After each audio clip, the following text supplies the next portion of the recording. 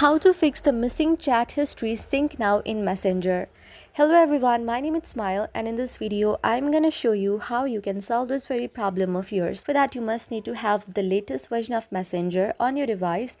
Make sure you have updated and install it from the Google Play Store. So yes, if you have already done so, then log in and sign up to your account. And after doing so, you need to open your Messenger account and log into your account.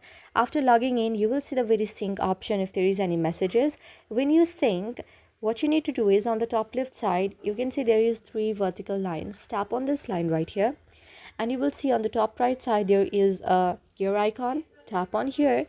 Now scroll down and tap on the privacy and setting option.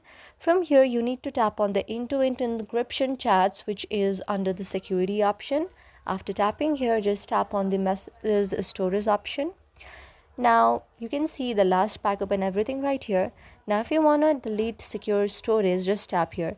After doing this, the end-to-end encrypted messages that were saved in the secure storage will be permanently deleted.